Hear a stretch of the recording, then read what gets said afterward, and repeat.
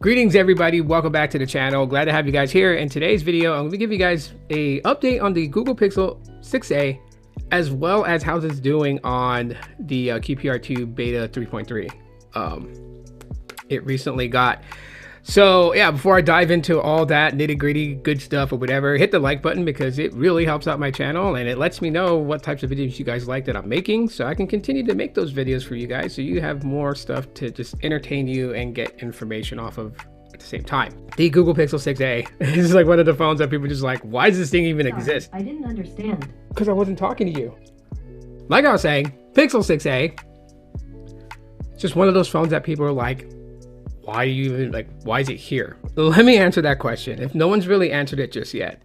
Because yes, the Pixel 6 was released at $599. Shocking price, especially for Google's first phone with a new identity. And this is $449 at release. And people always say like, oh, extra couple $100 and you'll get the Pixel 6. No problem. But not everybody has a couple of $100 more to spend on a phone. And so the 6a right there, it gets everything that the Pixel 6 has minus the Pixel 6 pricing because it's $150 cheaper. It makes sense to save money, especially today with all these things, grocery prices, etc., right? I digress from that. But that's why it exists. And the coolest thing about the Pixel 6a that has, it's got going for it compared to the newer A series devices is the first thing I want to talk about, which is the processor. The Tensor G1 processor that's in the Pixel 6a is not nerfed. It's not nerfed at all. It is the exact same specifications as the Pixel 6 and 6 Pro. So you get the same power experience that you would have gotten from the 6 and 6 Pro and the 6a at $150 less. You look at today's phones, like the Pixel 9a, the Tensor G4 processor is nerfed compared to the Tensor G4 that's in the regular Pixel 9. And the upcoming Pixel 10a is rumored to still have the Tensor G4, but now they're calling it boosted. So they nerfed it again and boosted its performance just ever so slightly. But yeah, no Tensor G5 in the upcoming 10a. Supposedly. So the Tensor G1 in the Pixel 6a, I mean, not being nerfed, that's a pretty dang good thing. And again, $150 cheaper than the Pixel 6. So I digress from that. But I can see why people kind of like question that, because the Pixel 6a has a lot of good things going for it, and it's got some things that's not doing so well. Like one of the things that, I think is crazy that didn't come till the Pixel 7a was wireless charging. I thought they could have put it in the Pixel 6a, and I wish they did. No big deal though, because there is a workaround if you really have to have wireless charging on your Pixel 6a. They have these things, they're like little patches that go on the back of your phone in between a phone case and your phone. And then it has a little ribbon wire that plugs into the Type-C port, and it acts as a wireless charging coil pad that you can remove if you don't ever want to use one, and plug in and put it in the back of the phone and behind the case if you want to have it. And yes, you can wirelessly charge, that's what it's for, but that's like a workaround for it. Now let's imagine doing that along with the MagSafe case. Could you do MagSafe, wireless charging? I mean, I don't know, the possibilities, right? Anyways, but it doesn't natively have wireless charging, and so that kind of sucks for it. It has the 18-watt fast charging, which can hardly say is fast charging because there are devices that do like 65-watt charging, or even higher in charging and charging wattage. And so, but I will tell you guys, my device is running the Pixel Battery Health Assistant, which means that yes, I've gone over 200 charge cycles on my Pixel 6a. So now all that is being regulated and throttled, right? So the charging voltage is throttled, etc. The battery obviously degrading and throttled. So yes, I do have to deal with that with the Pixel 6a, but it's not a hindrance. I haven't noticed like a dramatic shift. Like it doesn't die like, like 2 times faster than what it did before.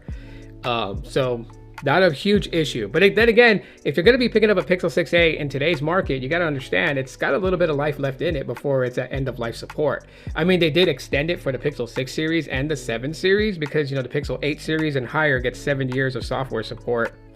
And these were only getting, I think, what, three major software updates and 5 years of security patches, what they were getting, I believe. And so, yeah, now they've extended that to 5 years like 5 major software update support, right? So they extended it by two extra years of software support, and the security patch still stays at 5 years. So technically, in all, the 6a has 5 years of OS support and 5 years of security patch. So not bad, but it's not the same length as 7 years as the 8 series and higher. So it's pretty much near its end of life. So if you do pick one up, you pick one up just to be able to use it maybe for like a year or two. Then that's it. If you have to have the latest and greatest software, you're going to upgrade to another phone. Now, if that doesn't bother you, yeah, you can definitely still rock this out even longer. And it's a Pixel, which means that there's a ton of custom ROMs for this phone to extend its life. All right, Evolution X is one of my favorite ones, and Lineage OS. So you know that those guys are going to be building for these because Pixels are pretty popular amongst the tech enthusiasts. Regardless if Pixel's not really focused on us anymore, we still show it love. The other thing that's cool about the Pixel 6a is the camera. And even though it doesn't have the newer, bigger sensors like, you know, on the Pixel 7a, which introduced the 64 megapixel sensor, we still had the 12.2 megapixel main wide angle sensor on the Pixel 6a, which, you know, has been around since the Pixel 2 XL. But the thing that's cool about it is that Google's computational photography was well optimized of taking photos with that camera sensor. So photos still come out of it looking pretty good. I mean, as I said goodbye to my wife this morning, I decided, you know, to stand outside for a little bit and just, you know, snap some photos and whatnot, just to kind of test the camera capabilities, especially with outdoor lighting and whatnot. So yeah, not bad at all whatsoever, I would say. It's not winning any awards, you know, for like, you know, photographer of the year, but I mean, it's going to get you some good photos that are definitely social media worthy. So yeah, keep that in mind. Still good cameras. I think one of the biggest complaints about the Pixel 6 series in general was the modem that was used from Samsung, the Exynos modem that they had. I forgot what it was. I can't even remember exactly what it is, but it was probably one of the most worst modems ever used in the Google Pixel phone.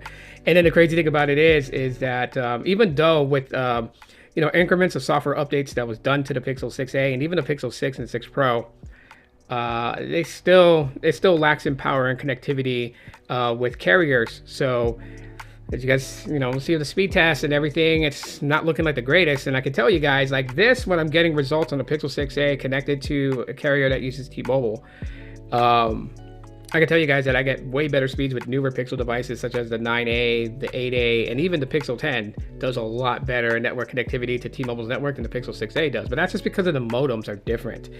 And the modem that was in the Pixel 6, I don't know why they use it, but it's a pretty underperforming in week one. And even though it did get better, so just imagine if I'm saying that this result you're seeing is what has gotten better from previous results, will tell the tale of just how bad it was when it first launched.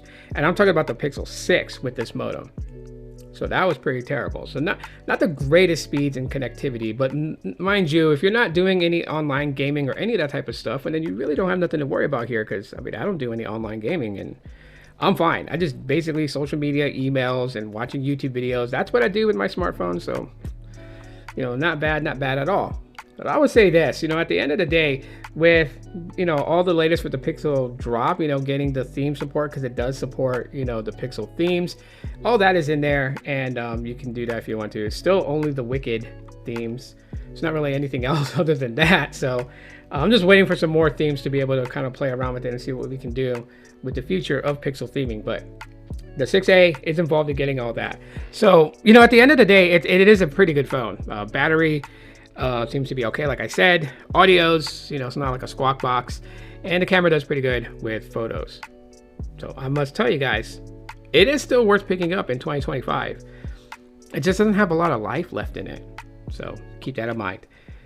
Other than that, if you guys enjoyed today's video, you guys know what to do. Smash the like button, share this on your favorite social platform so other people can find me and listen to what I have to say. Thanks for being a supporter if you're already currently subscribed. And if you just subscribed, turn on bell notifications so you don't miss a video upload or, in fact, when I go live. Until then, guys, I'll talk to you guys later. Thanks for watching. Aloha.